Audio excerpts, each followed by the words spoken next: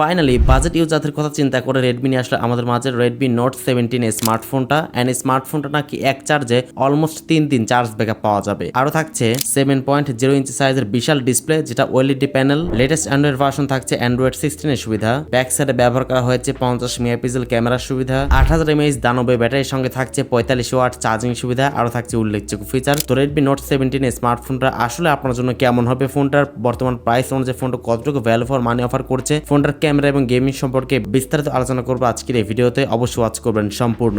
যারা এখনো চ্যানেলটিকে সাবস্ক্রাইব করেনি অবশ্যই সাবস্ক্রাইব করে বেল আইকনটিকে অল সেট করবেন পরবর্তী প্রত্যেকটা ভিডিওর আপডেট সবার আগে পাওয়ার জন্য। চলুন তাহলে শুরু করে আজকের ভিডিও। ফার্স্ট অফ অল স্মার্টফোনটার ডিজাইন এন্ড লুকস এর কথা বলতে গেলে এবারে কিন্তু Xiaomi যথেষ্ট ভালো কিন্তু ডিজাইন রাখার চেষ্টা করেছে। ব্যাক সাইডে এন্ড ফ্রন্টে ব্যবহার করা হয়েছে মিডল পাঞ্চল ক্যামেরা, চিন বেজেল এরিয়া মোটামুটি ন্যারো শেপের রাখার চেষ্টা করেছে। প্লাস্টিক বিল্ডের ফোন এটা, ফ্রেম এন্ড ব্যাক সাইডে প্লাস্টিকই থাকছে। 225 গ্রাম স্মার্টফোনটার ওয়েট রাখা হয়েছে 8.3 মিলিমিটার এর থিকনেস রাখা হয়েছে। সেই সাথে ফোনতে ব্যবহার করা হয়েছে IP65 রেটিং, মানে স্মার্টফোনটিকে আপনি চাইলে কিন্তু টুকটাক বেশি ছিটে ফোটা এবং ধুলাবালিকে ভালো মতো প্রোটেক্ট করতে পারবে, তবে বেশি পানির সংস্পর্শে না নিয়ে যাওয়াটাই ভালো হবে। ডিসপ্লেতে ব্যবহার করা হয়েছে বিশাল চমক, এবারে থাকছে 7.0 ইঞ্চি সাইজের বড় ডিসপ্লে, সঙ্গে থাকছে 120 hertz refresh rate. OLED panel ব্যবহার করা হয়েছে এখানে, যেটা প্রোটেকশন করবে কোন গোয়েলা ক্লাস 7 আয়ের প্রোটেকশন। ফুল এইচডি প্লাস দিয়েছে, বুঝতে পারছেন। আউটডোরে ডাইরেক্ট সানলাইটে ফোনকে ইউজ করার সময় কিন্তু কোনো প্রকার শার্পনেস বা ব্রাইটনেস জনিত প্রবলেম আপনাকে একদম ফেস করতে হবে না আউটডোরে ব্যবহার করার সময়। এন্ড ওএলইডি থাকছে, তো বুঝতে পারছেন গ্রিন লাইনে কোনো প্রকার ঝামেলা থাকছে না। 120 হার্টজ রিফ্রেশ দেওয়াতে স্মার্টফোনটিকে আপনি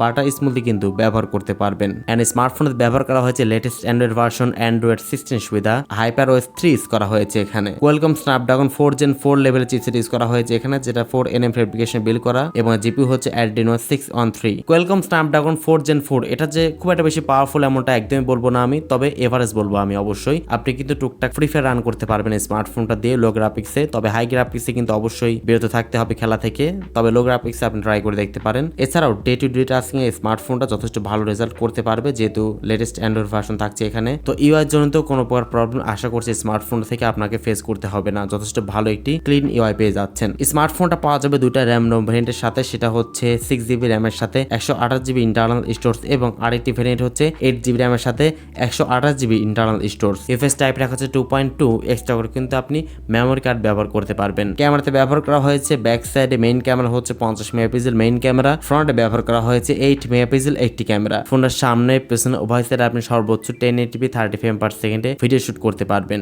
ভিডিও কোয়ালিটি ফটো কোয়ালিটি হবে একদম এভারেজ, একদমই বেসিক, টুকটাক কাজ চালিয়ে নেওয়ার মতো হবে অবশ্যই, তবে খুব একটা বেশি ইনডেপথে বলতে চাচ্ছি না, যেহেতু ফোনটা এখনো পর্যন্ত আপকামিং রয়েছে। লঞ্চ হলে তো অবশ্যই ফুল রিভিউটি আমাদের চ্যানেলে দেখবেনই, সো সাবস্ক্রাইব করে আমাদের সাথেই থাকবেন। এছাড়া ফোনটাতে ব্যবহার করা হয়েছে লাউড স্পিকার, 3.5mm হেডফোন জ্যাকটি এখানে অনুপস্থিত রয়েছে। NFC সুবিধা পাচ্ছেন, ইনফ্রারেড পোর্টের সুবিধা পাচ্ছেন, এবং under display optical fingerprint scanner সুবিধা পাচ্ছেন স্মার্টফোনটাতে। ফিঙ্গারপ্রিন্ট স্ক্যানারটি এ বাজেটেও যথেষ্ট ফাস্ট এন্ড অ্যাকুরেট বলে জানতে পেরেছি। তো অ্যাটলাস ফোনটার ব্যাটারিতে ব্যবহার করা হয়েছে বিশাল চমক, 8000 mAh দানবে ব্যাটারির সঙ্গে থাকছে 45 ওয়াট চার্জিং সুবিধা, সঙ্গে কিন্তু 22.5 ওয়াট রিভার্স ওয়াট চার্জিং সুবিধা পাচ্ছেন। এন্ড আপনি কিন্তু স্মার্টফোন থেকে অলমোস্ট 2 দিন মতো কিন্তু আরামসে চার্জ ব্যাকআপ পেয়ে যাবেন, মানে নর্মাল ইউজেসে অবশ্যই। আর হেভি ইউজ করলে কিন্তু আপনি অলমোস্ট একদিন মতো খুব ভালো মতো কিন্তু চার্জ ব্যাকআপ পেয়ে যাবেন স্মার্টফোনটা থেকে। 45 ওয়াট চার্জারটা অনেকটাই কম হয়ে গেছে এখানে অ্যাটলিস্ট কিন্তু 68 ওয়াট চার্জারটা দিতে পারতো, বাট 45 ওয়াট থাকছে। চার্জ হতে একটু টাইমই লাগবে অবশ্যই। রেডমি নোট 17 স্মার্টফোনটা এখনো পর্যন্ত আপকামিং রয়েছে, ফোনটা কিন্তু খুব শীঘ্রই কিন্তু আমাদের বাংলাদেশে অফিসিয়ালি চলে আসবে। এন্ড স্মার্টফোনটার প্রাইসটা হতে পারে আনুমানিক 25,000 টাকা প্রাইস পয়েন্টের মধ্যেই, এমনটাই জানা গেছে, যদিও এর কম বেশি হতে পারে অবশ্যই। এখন দেখা যাক যে কত প্রাইস পয়েন্টে স্মার্টফোনটা লঞ্চ করা হয়। তো কেমন লাগলো আপনাদের কাছে এই প্রাইস পয়েন্টে স্মার্টফোনটা, অবশ্যই কমেন্টে আপনার মূল্যবান মতামত জানাতে একদমই ভুলবেন না। আজকের মতো এই পর্যন্তই, আসসালামু আলাইকুম।